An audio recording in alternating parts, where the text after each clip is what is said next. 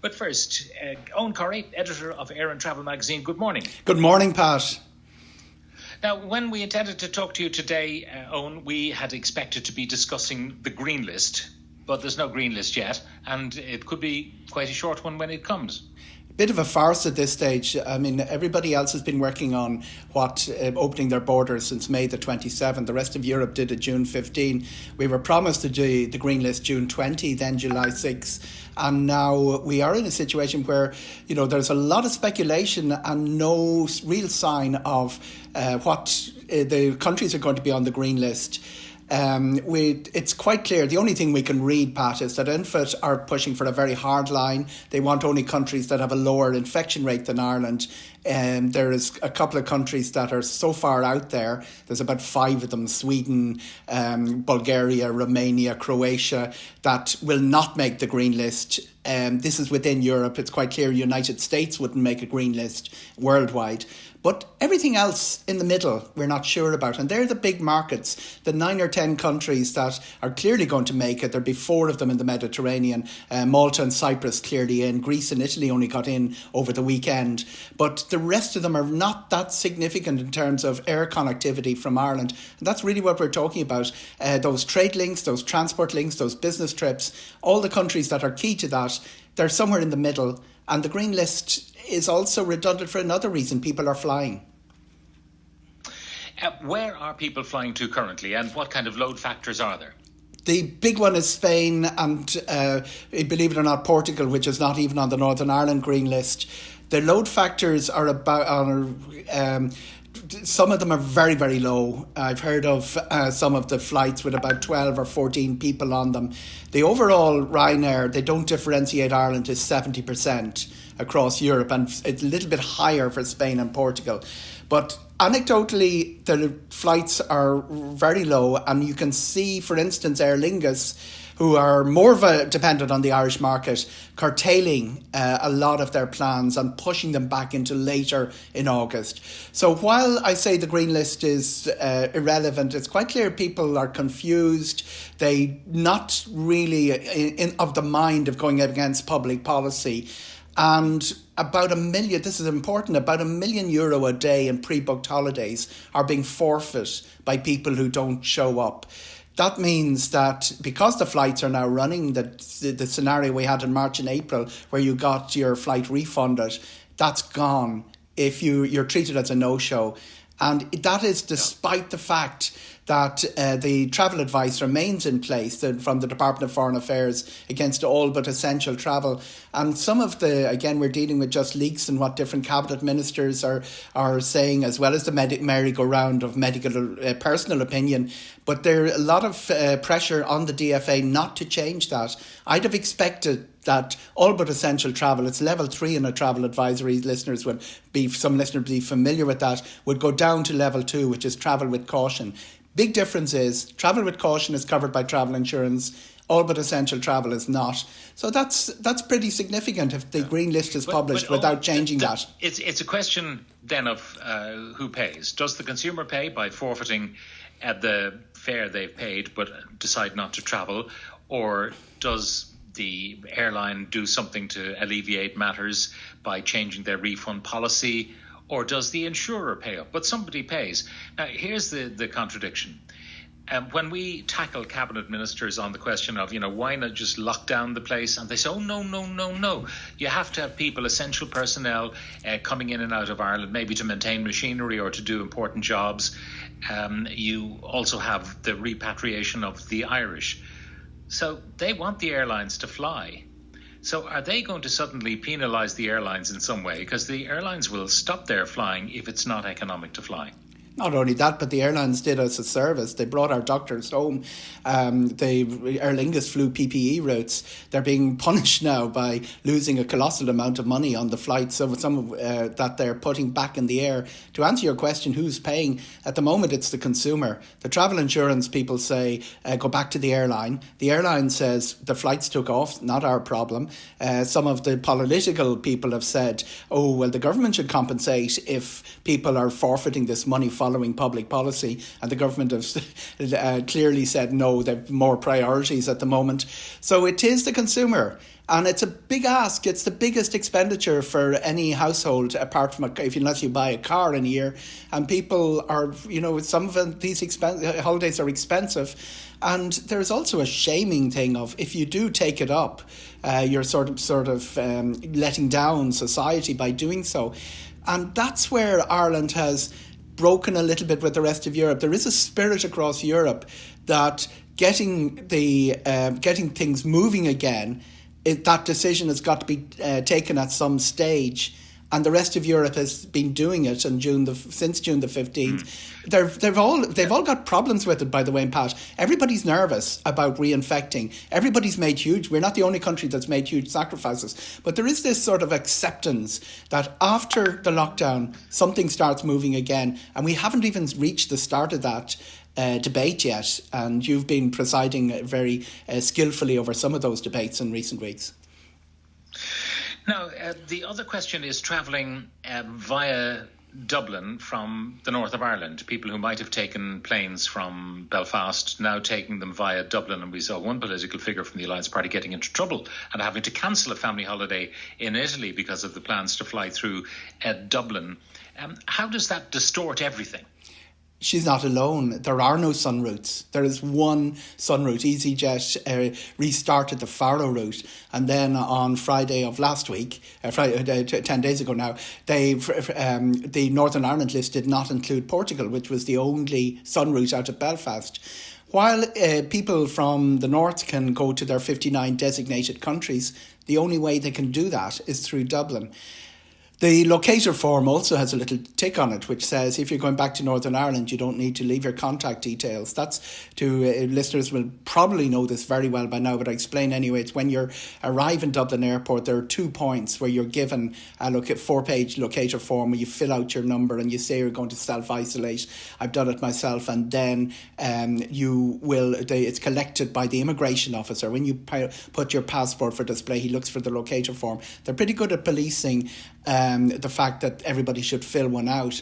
But that get-out clause means that anyone who's lazy or mischievous, and there's very few of those, can just say, oh, I don't want to fill out my details. So having that land border makes that locator form and the self-quarantine, listeners, without going over old ground again, it's not legally enforceable, even though there are, people will say that you're in breach of the locator form. There's some sort of legal arguments there. But the reality is, with the land border, we have this situation where Belfast people are using Dublin. It's their only way on and off the island to the sun routes they want to get to. And there are 80 flights every day and 100 on a Friday. There are about 11,000 going through the airport. That would be way down. We'd have over 100,000 a day at this time. But it's 11,000 a day. And there's a bit of a buzz in the airport. And all of this is happening while we're still working out our green list. It should have been done ages ago to get all of those issues and to stop people having to forfeit the price of their holidays. Well, the other thing, of course, is that the green list could change. Portugal would have easily made a green list a month ago and doesn't now. So the green list is not necessarily a constant, and that's going to confuse matters even further. By the way, there were 8 countries on Friday. Newstalk, there are 11 now. We did a Twitter poll yesterday, and we asked, would you be prepared? Would you be happy to take a holiday to a green list country? Most people may have made other arrangements by now anyway, but would you be happy to take a holiday to a green list country? And 75% said no, they wouldn't be. That reflects the narrative. The narrative is completely being controlled or being by the health authorities, which is not a bad thing. When you're in the middle of the biggest health crisis this nation has faced, that's what you allow to happen. It's when it strays into areas which affect other things, like our connectivity with the world, that the health authorities are within their rights in saying, we want 0 cases. Travel is going to be a contributor. It's a tiny contributor, by the way, 1.6% since the beginning. But if it's a contributor, we want it down to 0. Let's curtail travel. The problem is not caused by the unfit narrative, which we've no objection to. It's brilliant. It's the fact that there's no counterbalance. And your poll yesterday will reflect the great sense of confusion that's out there. Now, some of the questions coming in. Yes. If I fly to a country on the green list for a holiday, but it's not essential travel, can I still get travel insurance? That's from Darren in Dublin 15. And the other question is, even if it is essential, can you get travel insurance? The reality is no. All but essential discounts nearly every single policy I've seen. The decisions are not made by the insurance company. The decisions are made by the small number of underwriters that still deal with travel policies in the Irish market. What we've seen is a hell of a lot of head scratching and correspondence over this issue since the beginning of March. And some of the cases that are very similar are being allowed, some are being allowed, some are not. That especially applies to the cancellation, if you have to cancel because of a DFA advisory. As it stands, no travel insurance will cover you. If the Green List is published and the DFA, there's two different government departments here. The Green List is effectively a Department of Health operation, the Department of Transport are implementing it, but the Department of Foreign Affairs advice does not change with the Green List, as one Cabinet Minister suggested over the weekend. Then the travel insurance does not change. The travel insurance companies are going crazy about this, as you might imagine, because shouldn't be. It's a very legal, terms and conditions industry. They shouldn't be left guessing. And we have a scenario where the travel companies and the professionals are left guessing, and even the underwriters are being left guessing. The scenario is so uncertain. Okay, now, Eoghan, here's another question. How is essential travel proven? If someone comes over here from the UK for work, are they allowed to come over for 2 days without the quarantine and all the rest of it if it's for work? I mean, yesterday when we were talking about the Taoiseach coming back from Brussels and, he's an essential worker and therefore he doesn't have to quarantine. The whole thing is a bit odd because you could be riddled with COVID-19 and your work is essential, so you travel. It wasn't built for this. The essential travel was never clearly defined. Down the years, essential travel was applied to places that had maybe political unrest. And there was an understanding that an aid worker going to Sudan would go in, or that somebody who was signing a contract to, supply food or something like that. It would generally, it's crude to use the word business travel versus leisure travel, but that's how essential travel was being defined. It wasn't ever clearly defined, and in terms of this would only appear in the legal field in terms of an insurance claim. There wasn't any issues with it. It seemed to be quite clear. A business trip that was to do with infrastructure or something was decided to be essential travel. Because we now have every country in the world under essential travel, is going to see a dying relative essential travel, is reuniting with your child essential travel. There are lots of your listeners would define it, definitely, clearly is. But as I say, this is so unknown and so vague. We'll move on to another, just a detail really in all of this. Ryanair, cabin baggage, Aer Lingus, no. Ryanair, obviously, cabin baggage, they think helps the turnaround. But cabin baggage also makes embarking and disembarking very cumbersome as people shuffle along and they're in close proximity with each other, shoulder to shoulder, as they elbow the stuff up onto the overhead bins. Aer Lingus want all the luggage in the hold, which means that they can have very orderly access and egress from the plane. It's a very big difference, which wasn't addressed to the EASA safety standards on June the 12th. Apply to all these things, like should the middle seat be left empty? No, they decided the HEPA filters, high safety standard, masks on board, cleansing, all of those. Then the whole thing of cabin baggage was just glossed over, and we've ended up with a situation with our two main airlines responsible for more than 80% of the traffic to and from the island have different policies. Ryanair want to bring you to bring it on board. They say it means less handling and less chance of disease being spread.